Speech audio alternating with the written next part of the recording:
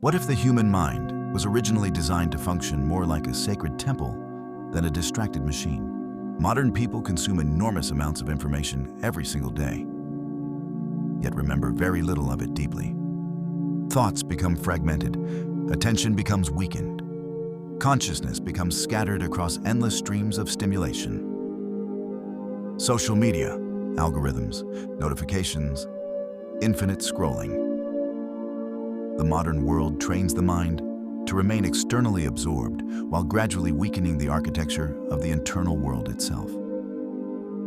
But long before digital technology existed, occult philosophers, Hermetic scholars, and Renaissance mystics developed a radically different relationship with memory, imagination, and consciousness.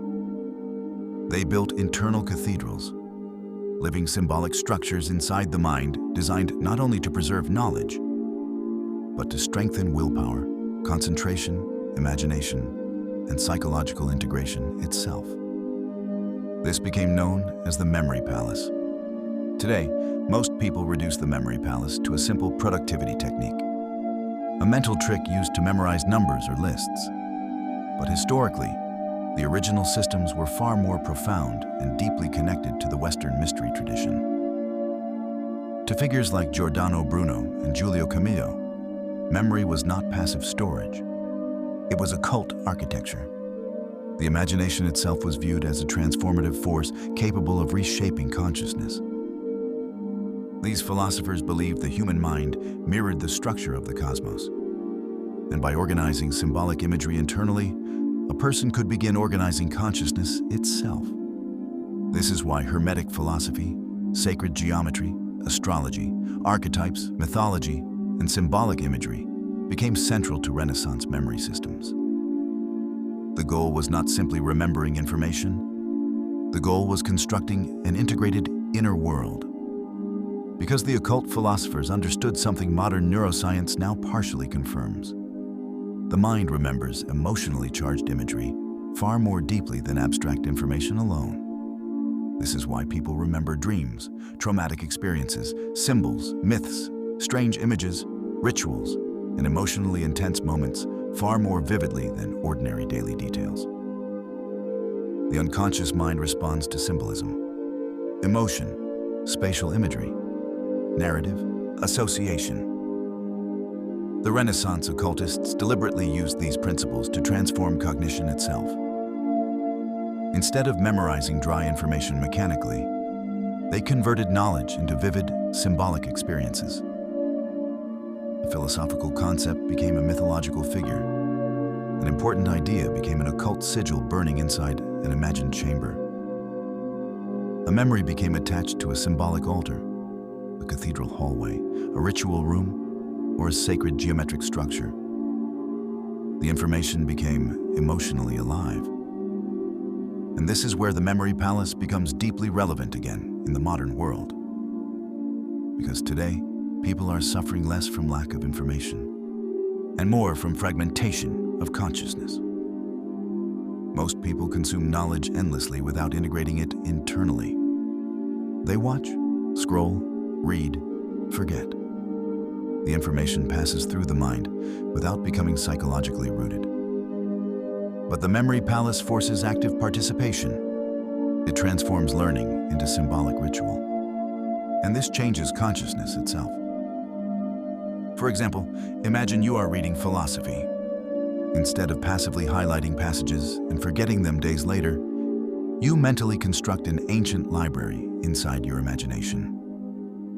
Each room represents a philosophical system. Stoicism becomes one chamber, Hermeticism another, Jungian psychology another.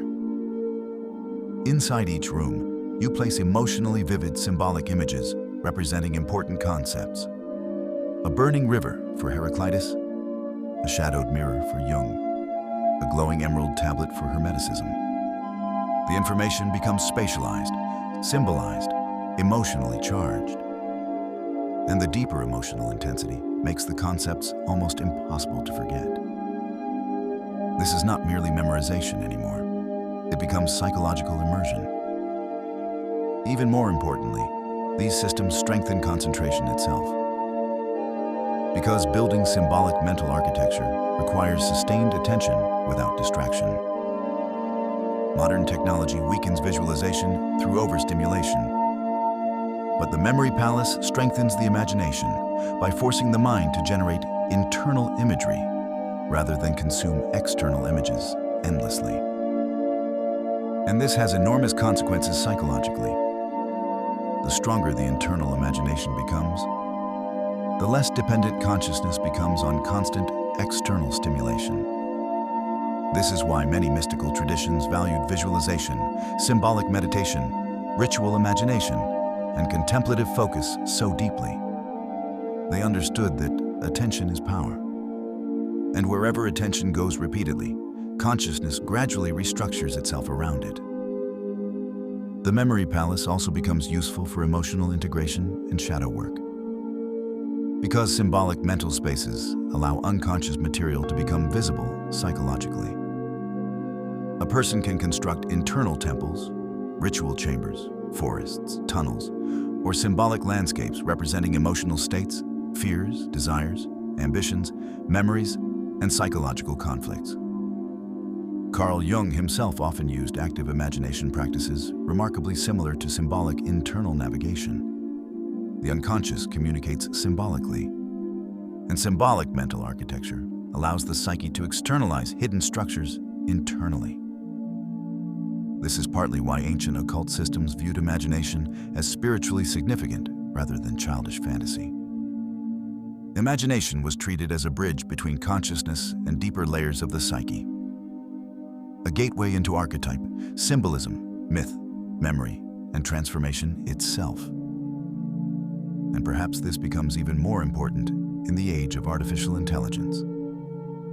Because modern technology increasingly externalizes cognition, people outsource memory to devices, navigation to algorithms, creativity to software, attention to endless stimulation. But every outsourced cognitive function weakens the internal faculties when left undeveloped.